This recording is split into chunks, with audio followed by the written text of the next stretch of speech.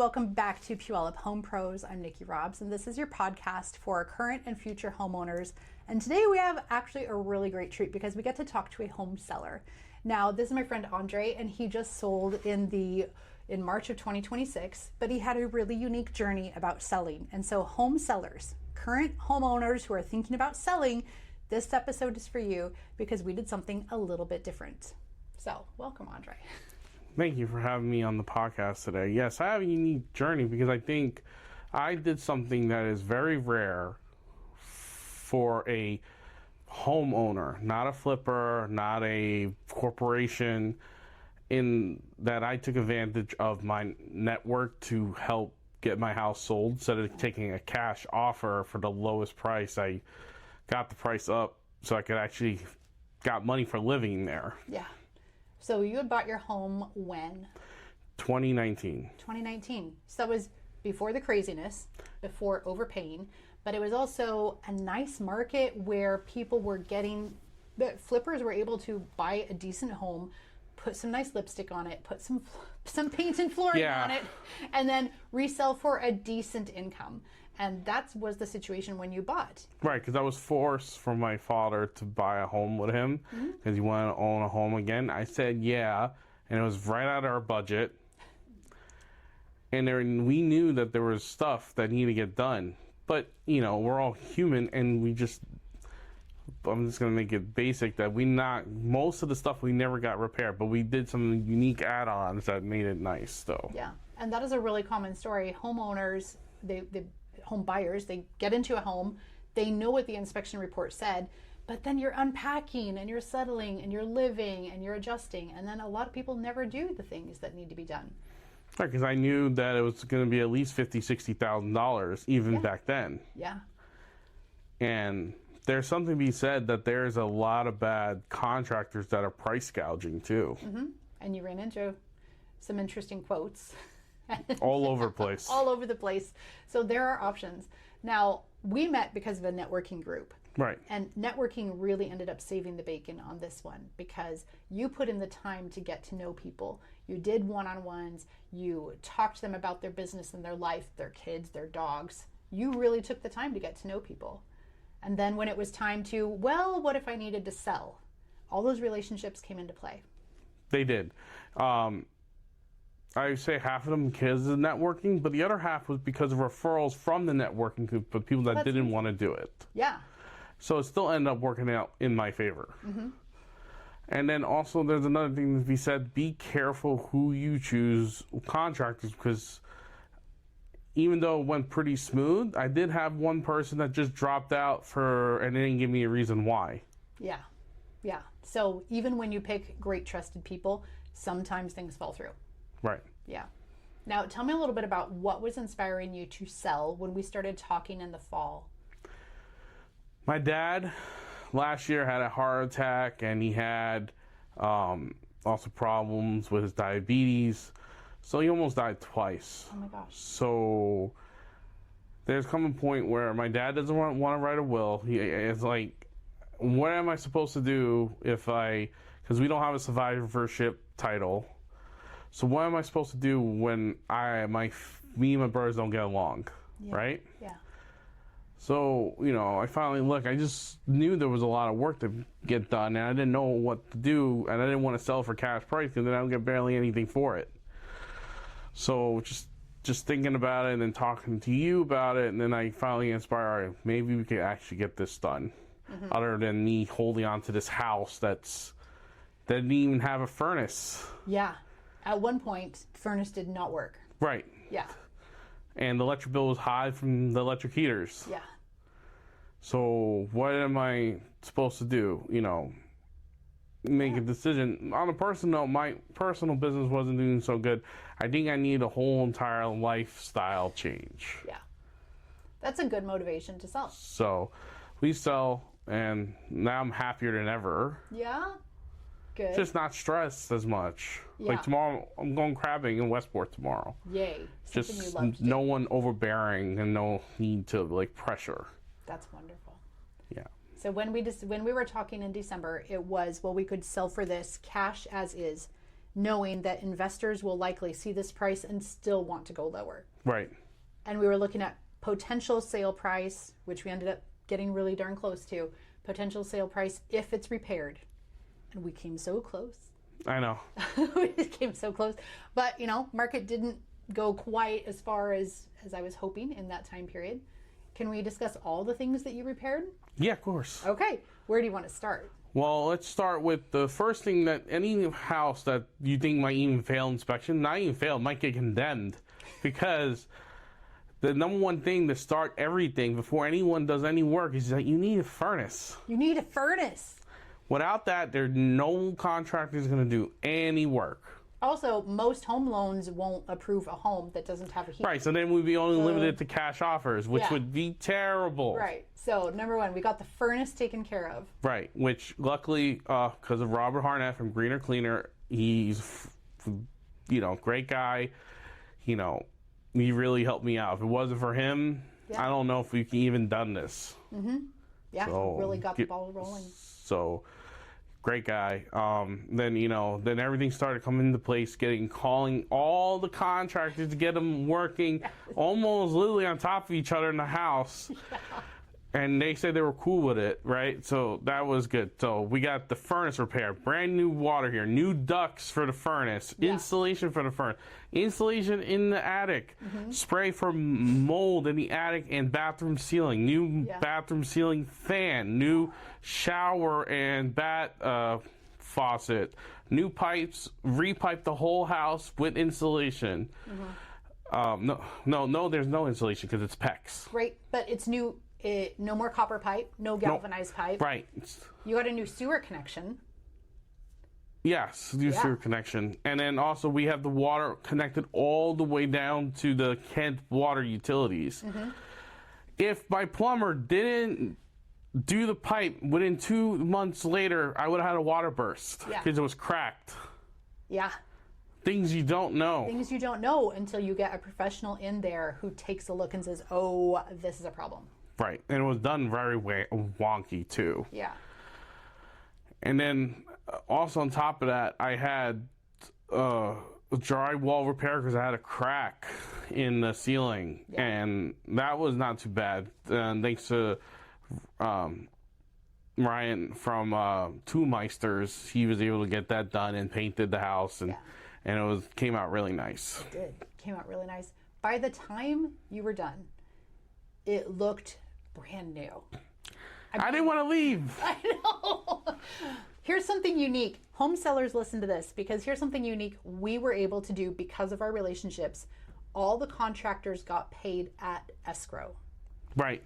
So they all agreed on that, and only one had a thing where it went past 90 days, they will increase how much I have to pay them. But luckily, we did not even touch 60 days. Didn't. Yep, we didn't even touch 60 days. That means your earliest one with Greener Cleaner, who did the furnace, he did the work in, I think, January. Yeah.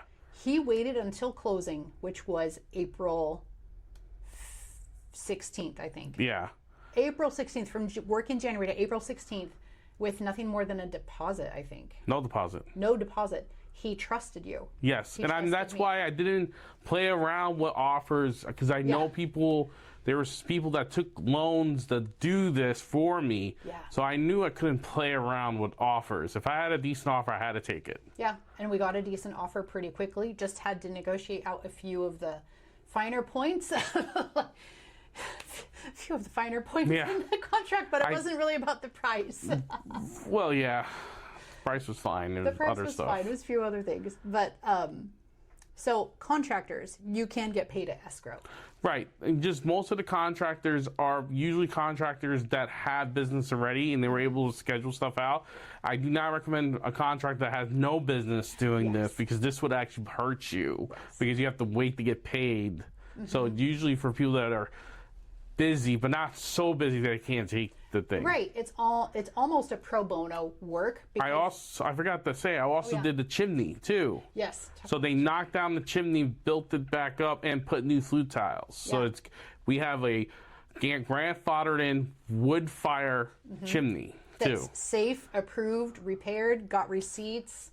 It's good to go. Yes. Sorry, I forgot about that. No, it's always good to too. And also, one thing that was not discussed because it's not contract work, but we got some of the roof tiles repaired, and we had someone that cleaned the roof, the gutters, and the curb. Yes, it made a big difference on curb appeal, making sure that there was no algae and no moss, nothing to distract the eye, so that your driveway, your curb, and your roof all look pristine and brand new. Right, and people thought it was a brand new roof. Yeah, they did.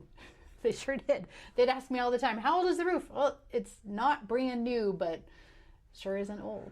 Yeah, just be careful, guys. When you sell a house, it's awesome, but for people that are buying a house, watch out for flippers.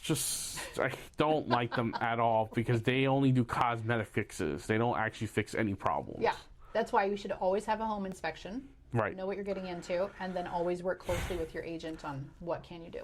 Very important. I think everybody should have a pre-inspection for sellers because then people can come in, they already know. Yes, they could get their own inspection done because sometimes FHA loan, you need to get the inspection regardless. Yeah. But if you do that, you're going to open up to people that are qualified from other loans, like a regular commercial loan or a veteran's loan, and maybe you could save the potential buyer some money. Was it worth it too to have that pre-listing inspection? Yes, because it allowed people to look and know that I'm not lying about what's getting repaired, because there's too many times where someone can say something, but it's really not fixed. Yeah, so true. And now that you're released from home ownership and you don't have to worry about the furnace or the water heater breaking, what are you doing now? Well, I got a job to sell timeshares. Okay. So that's going to be up in Seattle. And what's later this year, I'm going to start a sandwich business. Yes, and now you have time and you have got space in your brain to launch something and think about something new. Right. You know, what I was doing, right area, wrong product. Oh, yeah. It's all business development, isn't it? Right. It's just like right field, like talking to people, but wrong product for me. Yeah. You're more excited about this. Well, I'm more excited to sell premium sandwiches because I'm going to say this. I ask people all the time, what's an iconic Pacific Northwest sandwich? And nobody gives me an answer. Oh, you know what's crazy? The Seattle dog, I didn't know was a thing. I think it sounds terrible. I haven't been to T-Mobile Park, I think, ever. So how else are you going to run into this terrible idea of cream cheese and onions on a hot dog? Right. So I'm from New York, and we pretty much known for hot dogs, and we don't like that most of the time. Okay, good. So what's an iconic sandwich for us? Does anyone answer? I think an iconic sandwich is going to be a crab roll. A crab roll? All right. Like a lobster roll? Yeah. But our own take on it, because a lot of people put chives and stuff like that. For me, it's going to be a brioche toast, homemade.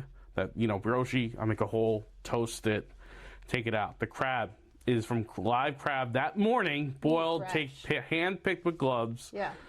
Then we're going to put it into homemade clarified butter, which is going to be seasoned with sea salt, olive oil, herbs, and garlic. That's exciting. So then we dump it in there, and then we take it out, put it on the roll, then take some clarified butter, drizzle it on top, and top it with Parmesan cheese. Okay. I like crab enough to do that. I can do that. I am not going to be measuring the weight on the crab.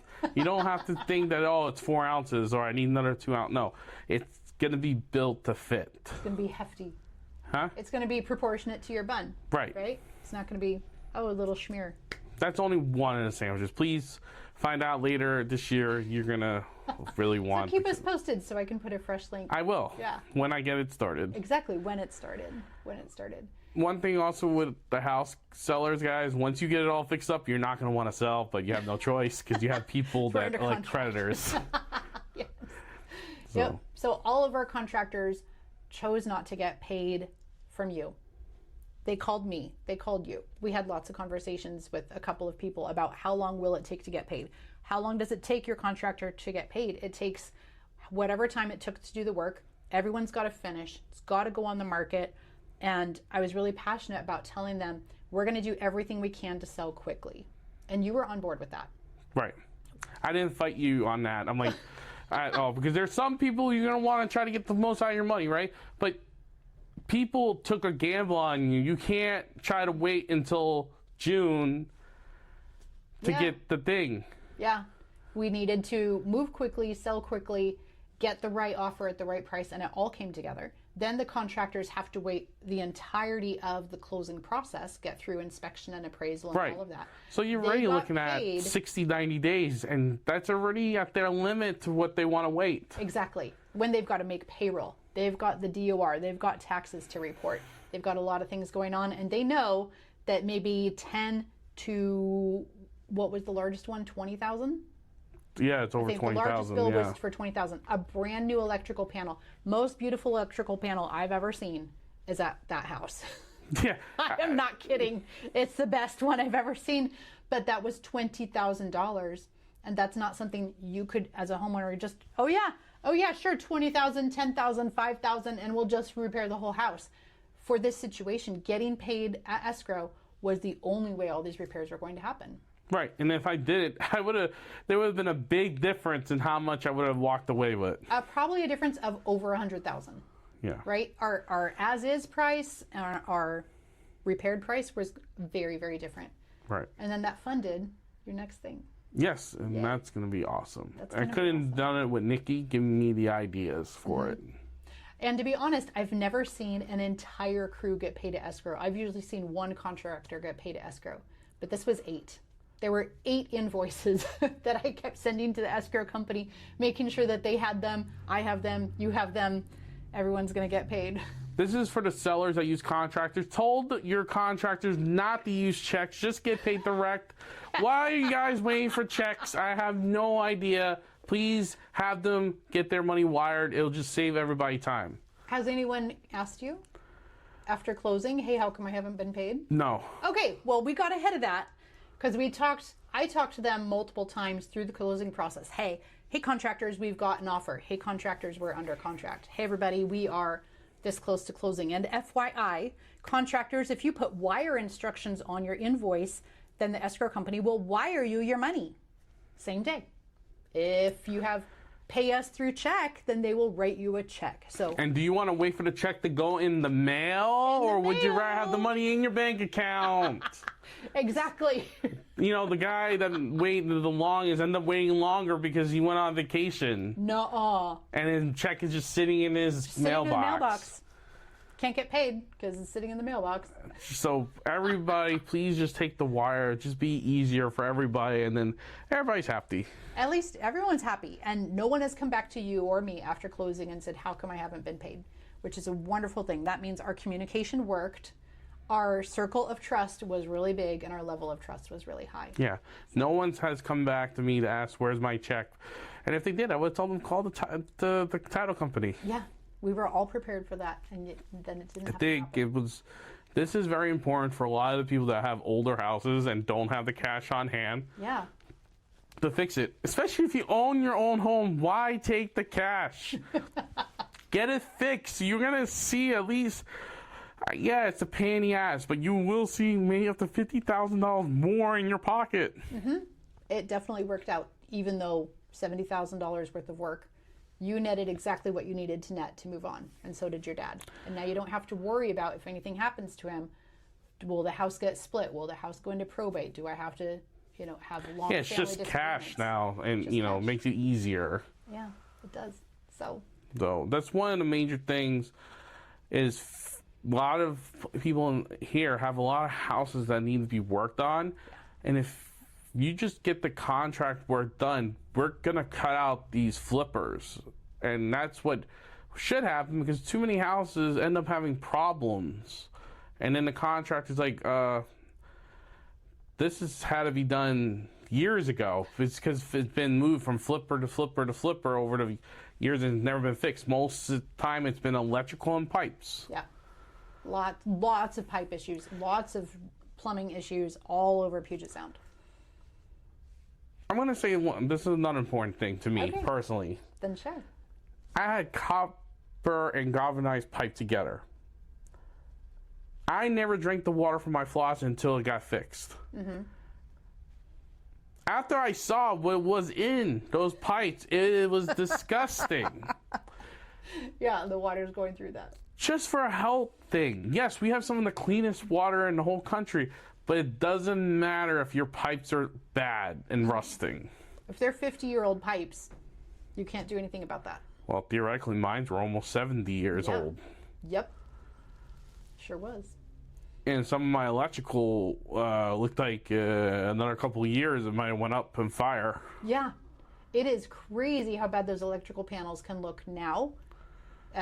With time and distance. Even my 1982 house, I opened the electrical panel for various reasons. Like, you know what? I don't think it's supposed to look like that.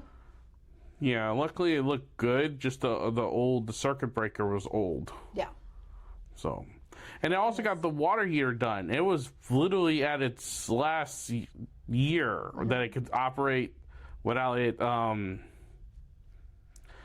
just dying. So getting a brand new water heater, and then the new owners also got digital Samsung washers that never really had a problem. Right. So these buyers, they not only had the pre-listing inspection, they did their own inspection to compare notes, and they're walking in with your big list of what the repairs are. We've got the receipts to prove that they were done by licensed bonded contractors.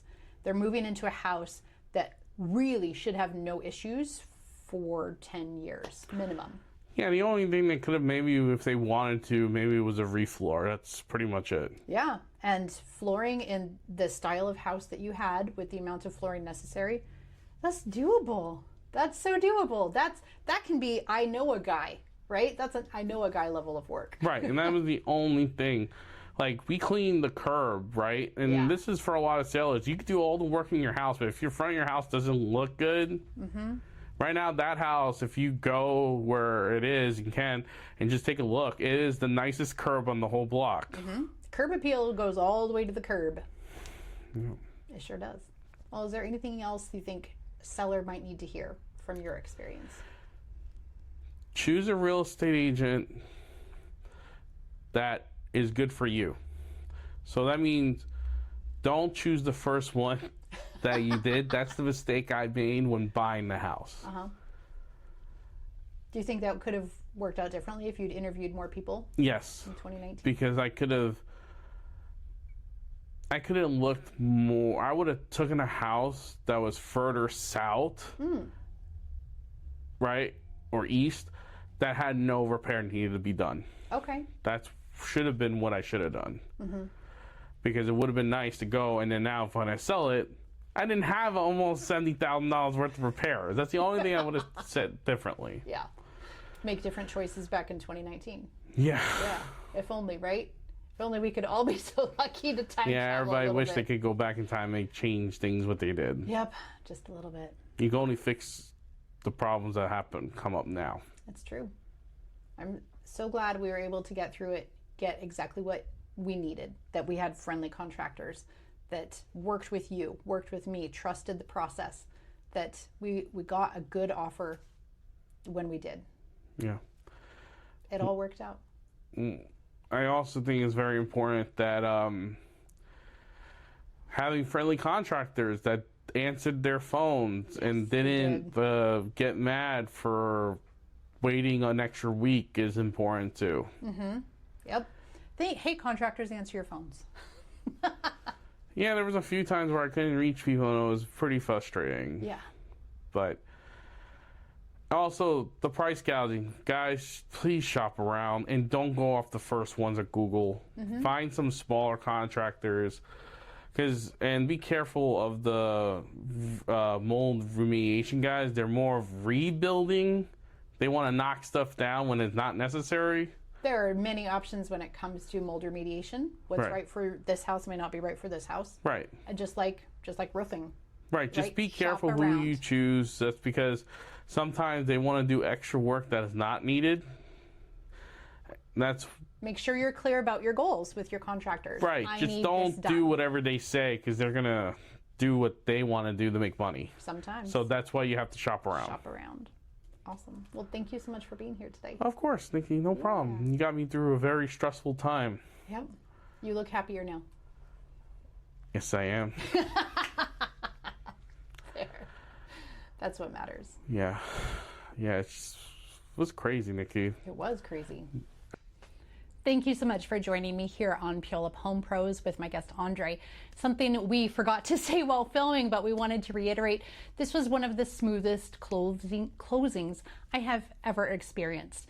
And I think that is in part to thank the agent on the other side, and a huge part in thanks to having a prepared seller who knew exactly what was going on and asked questions along the way.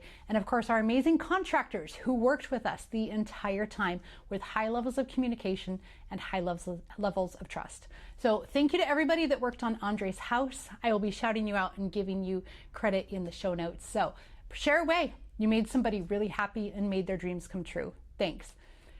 Join me again on Pulip Home Pros and get introduced to someone that you might need for your next home purchase or your home sale. Thanks, and let's get you home.